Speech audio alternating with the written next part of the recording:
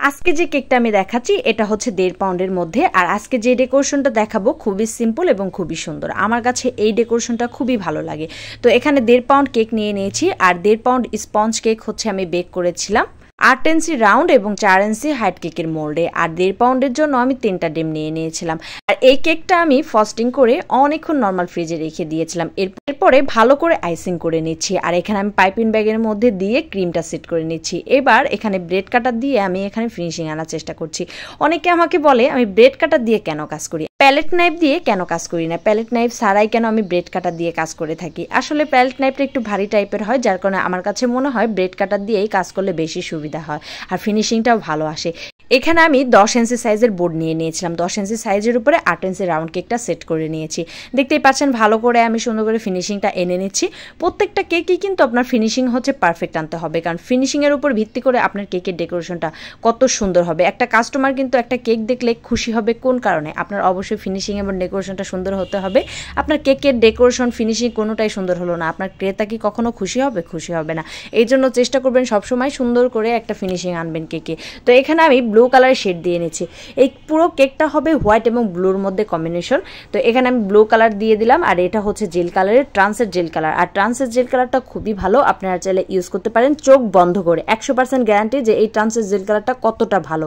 এই ট্রান্সের জেল কালারটা অতিরিক্ত ইউজ করলেও ক্রিম কখনো তেতো হয় না।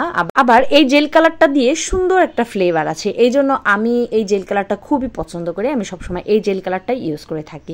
তো উপরে আমি একটা শেড দিয়ে নেব।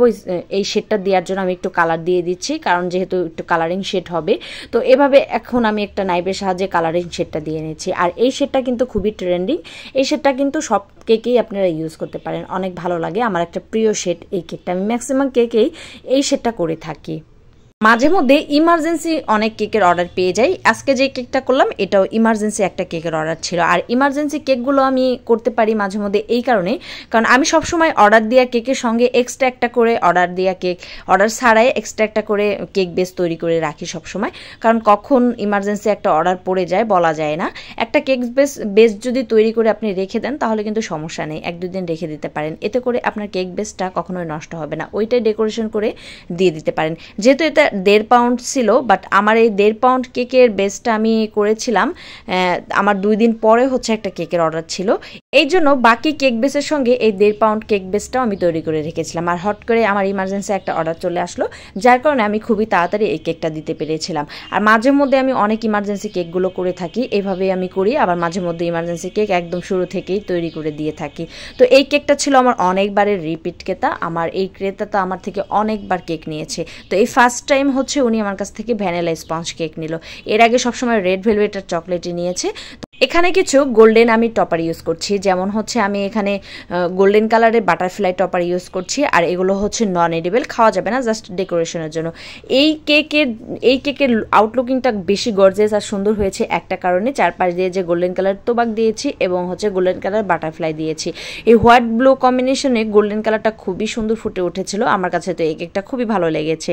আপনাদের কাছে কেমন লাগলো অবশ্যই লাইক কমেন্ট করে জানাবেন, আর ভিডিওটা ভালো লাগলে শেয়ার করে দিবেন।